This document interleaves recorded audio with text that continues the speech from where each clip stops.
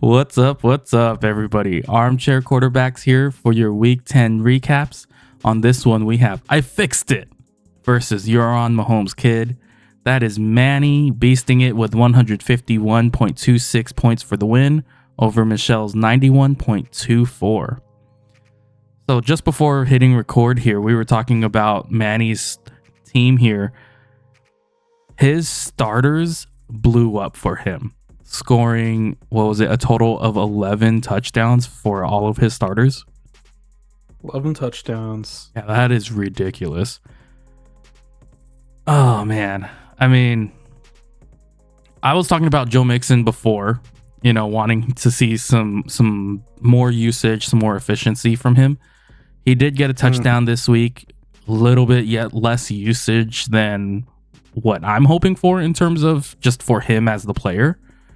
How do you feel about Mixon's usage moving forward with the Bengals offense? Let's see. Let's look over his stat line really quick. It wasn't the greatest. Especially in terms of receiving, he didn't get that. 3 targets, not bad, but especially when they're playing from behind like this, I expected more. Right. Such a close game. If you look at it, man, without his 6-point rushing touchdown there, you're looking at 5 points. Yeah. Which is wild. And I already told you just how crazy Manny's team is this weekend. They're scoring. Not only did they score 11 touchdowns, but they scored 151 points with Deontay Johnson and Jahan Dotson basically scoring nothing. Yeah, it was ridiculous. I mean, if they just hit on their projected scores, you're looking at 160 plus. All right, so let's also talk about TJ Hawkinson here. We had mentioned him in a previous video. 15 targets, 11 receptions, 134 yards with the touchdown.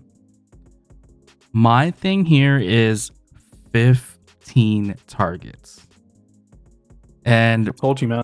With the history with Josh Dobbs on Arizona, he was targeting the tight ends like ridiculous as well. So, I mean, obviously, I'm going to assume, as long as they're using Dobbs, that TJ Hawkinson is pretty much going to see 10 plus targets per game. The only thing for me that's concerning is TJ Hawkinson is pretty banged up. He went down a couple of times, took a hard tackle going out to the sideline in this game here, and he had a little bit of a rough time getting up for a second. How do you feel about his health this year? I mean, he's banged up, but honestly, any football player you talk to at this point in the year, they're going to be banged up. So he's a big boy. Unless it's something crazy like a hammy, I wouldn't be too worried. He's going to be out there. They're going to chalk him up full of meds, even if it's a pain tolerance issue. Yeah. But as long as he has full mobility, he can move around, he's going to be able to catch. He'll be fine. I guess the only thing for me is the only reason why I have the concern is because he has some form of injury history when he was with the Lions, So it's definitely one of those things where it's in the back of my head. Yeah, but I mean, one of the mistakes that fantasy analysts, all the pros will tell you is to be very careful when, going off of previous biases, especially with injuries, because it's, as long as they're healthy now, it's a completely new year. There's enough X factors to predict in a season that, it's really hard to kind of pinpoint that. Yeah. All right, so let's also talk about here for Manny's team, this stack between Dak Prescott and CeeDee Lamb. I mean, we've heard, you and I at least, I know because I know you're listening to the other fantasy analysts, CBS Crew, Underdog. They're all talking Dak Prescott pretty much once he came back from the bye. He's been redonkulous, like playing so good. Do you see Mhm. that? I mean, I think it was the footballers today. They were talking about his end of the year schedule isn't that tough, and he's pretty much going to be able to play consistent the rest of the year. Do you think he can play consistently at this high of a level for the rest of the year? Honestly, let me see their schedule right now. I mean, if he's healthy right now and CD Lamb is healthy right now, and it's Mike McCarthy, so I feel bad for Tony Pollard owners, Mhm. but just the way that Tony Pollard's being used, the schematics is not the same without Kellen Moore. Um, I mean, you saw even in a blowout before Pollard was getting a touchdown, and I thought they would try, just like Christian McCaffrey in his game for the record. I really thought they were going to try and at least get him one touchdown. Yeah, they And did. even then, when they tried, and even then, when you couldn't, I mean, you got these big plays out to Brandon Cooks and to what's his name, Michael Gallup. So you had three guys feasting. You had Jake Ferguson. He was okay. He had 10 points, I believe. Nothing crazy, but at this point, man, it was just all those three wide receivers. Especially what was it, Brandon Cooks? He had like what? He was close to 200. Man, I really Hmm. thought one more big pass, he would have been over 200. Yeah. All right. So we were just talking about, the Dallas offense. CD Lamb here with 151 yards, and he's getting some usage in the rushing game. I mean, getting usage in the rushing game is not anything new for him. It's not anything Mhm. consistent either. But it's nice to see from your top wide receiver that's producing, and he produced two touchdowns, one through the air, one on the ground. I mean, towards the beginning, I mean, good grief, look at this. Just look at the last. So let's see. He has 113, 1-7 for targets. October 16, he has 7. And then look at the last 3 games: 14 targets, 16 targets, and 14 targets. So you want to Mm-hmm. talk about after the bye. Um, what is that? 30, 40, 44 targets in 3 games after the bye. Yeah, 11 that is 11 ridiculous. receptions, and 12 receptions. So I mean, this dude's had 34 receptions in 3 games. That's I have CD Lamb in one other league, and towards the beginning of the year, I was trying to buy low on CD Lamb, and Manny was still holding the faith, and you know he offered Calvin Ridley, but the guy really wanted was CD Lamb. I thought Mm-hmm. if Mike McCarthy, as much as Mike McCarthy loves to run it, um, and that would be the risk at the beginning of the season.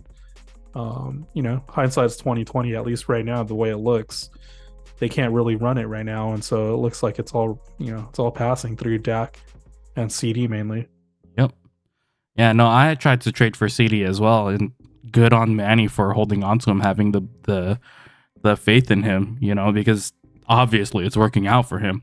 He changed his name Mhm. from "My Chubb is Broken" to "I Fixed It" just because of this Prescott CD Lamb stack. Ridiculous.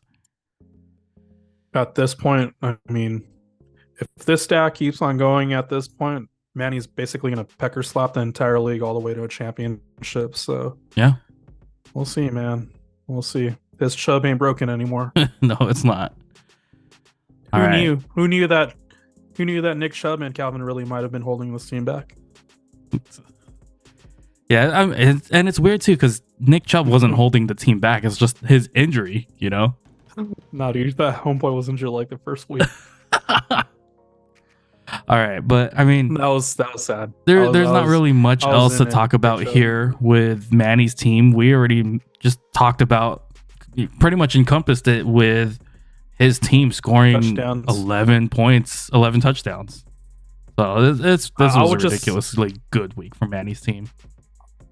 I would just say if you count 7 of those touchdowns, that's 7 times 6. What was that, 42? Or you do the math on that. It's too late for me. But I mean, you look at how many points there. You're looking at 50 plus the 4. Um, that's a pretty big chunk. If he only Mm. scores 2 or 3 touchdowns here, like a lot of the other teams that are around 100 points, he'd be close there too. So the real question would just be really quick for Manny's team is, does he see any regression here for some of these players and the touchdown equity maybe? Yeah. So All right, so let's move over to Michelle's team here. Michael Thomas, another disappointing game. Very surprising it was disappointing, but also not very surprising. Seeing Jameis Winston come in and just air it out deep. That's not Michael Thomas's game. He also got injured with this game. did you I was gonna say, with the Mike Thomas news, did you actually hear about a little bit of the buzz that was going around with him being arrested or No. having some complaints Well, about him? I heard that he did get arrested, but I didn't really look into it too deep.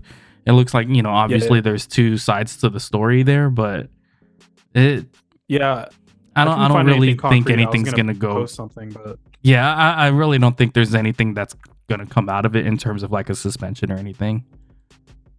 it'll be interesting just to see, Mhm. does that affect any of his play? Because if he's dealing with legal stuff, but Yeah, I think it's too late in the season for it to affect him in that manner.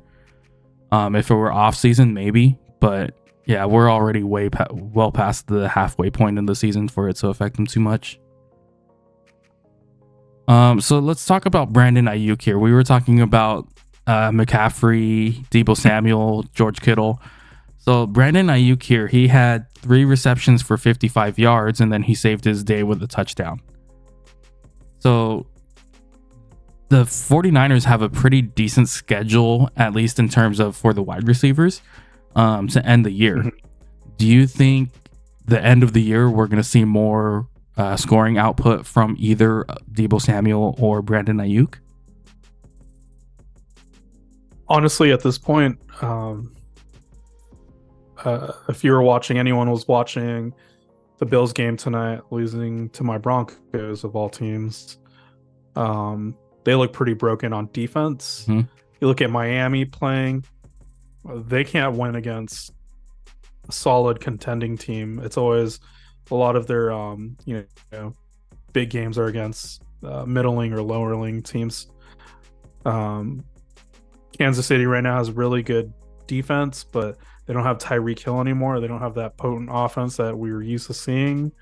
So I honestly think the 49ers right now are the best team, if not easily top 3 in the NFL.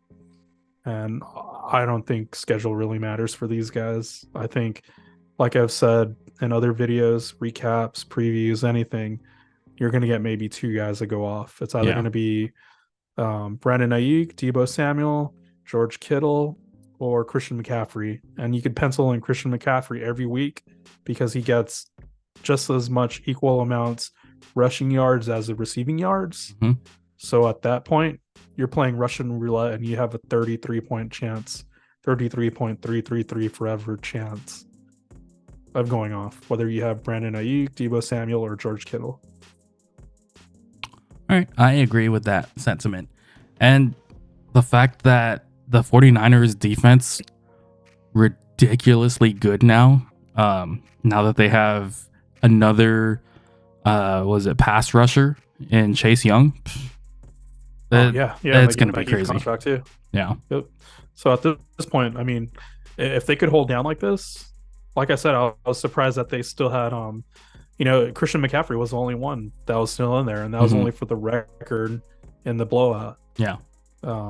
Everyone else was pulled. So you get up like this against some of these teams, and you're in the third, starting the fourth, and you could see all these guys pulled. Throw in Jordan Mason and Elijah Mitchell in there.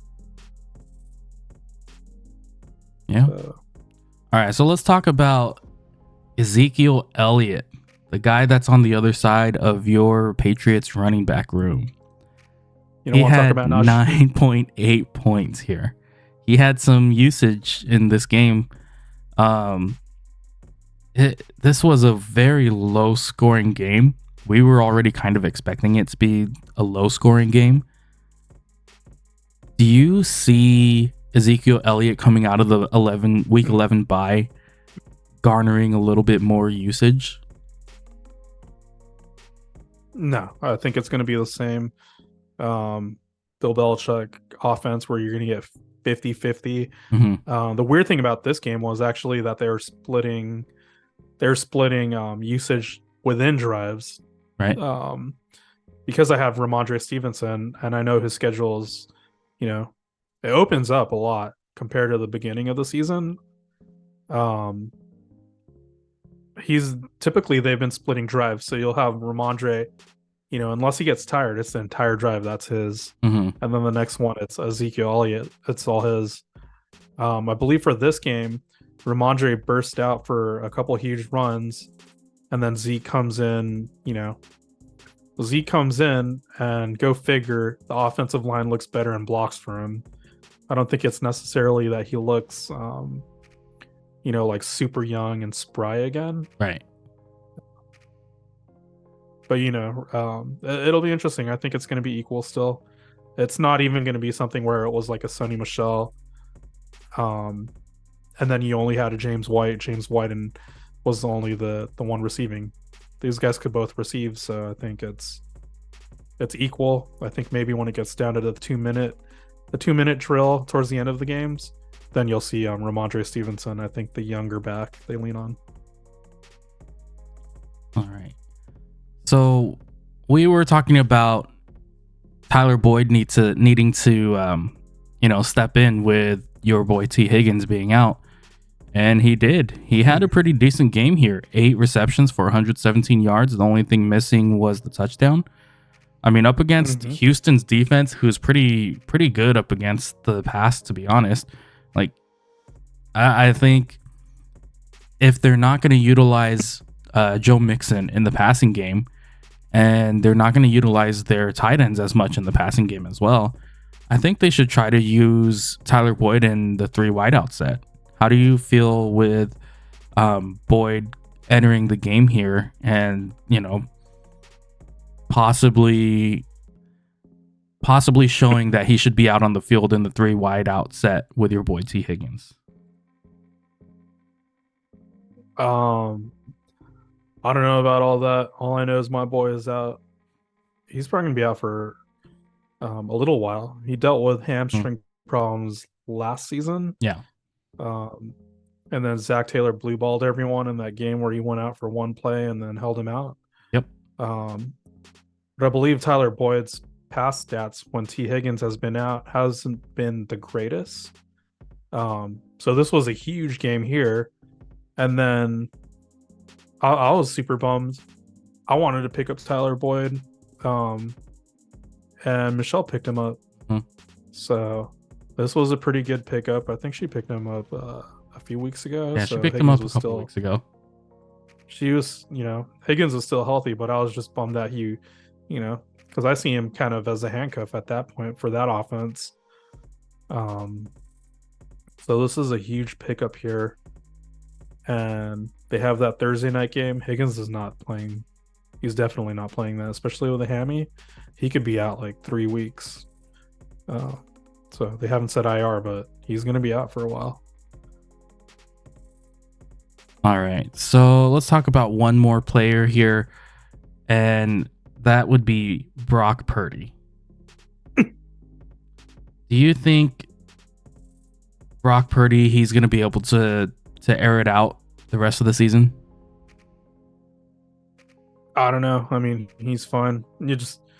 Any quarterback basically underneath Kyle Shanahan, you're going to be solid. This dude basically sets up his quarterbacks for success. He's basically the opposite of Bill Belichick. And Bill Belichick in New England, it was all Tom Brady. We see that now. We see that, we see what Bill Belichick looks without Tom Brady, and we saw what he looked like in Cleveland. Yeah. I mean, just a conversion defensive dude. I will say, because you did not touch on him, is Najee Harris. He actually looks decent. Yeah, past several games. It's really weird seeing that his usage was kind of very slowly decreasing, And then all of a sudden we see a pop in usage here, and he's very efficient. So yeah, he's looked decent. So right it's been very weird for me because he has been a player for me that I've kind of been ignoring, and then with the last 2 weeks, I'm like, should I make a trade offer for him? You know, it's very weird for me to see that. Even if you don't, I mean, you know, and I was cheering for Jalen Warren, and they both look good, but credit where credit is due. Najee looks decent right now, so yeah. All right, well, that'll be it for this Week 10 recap here. Congrats on your blowout win here, Manny. You fixed it. Better luck to you next week, Michelle. But either that, we'll catch you guys in the next one. Peace out.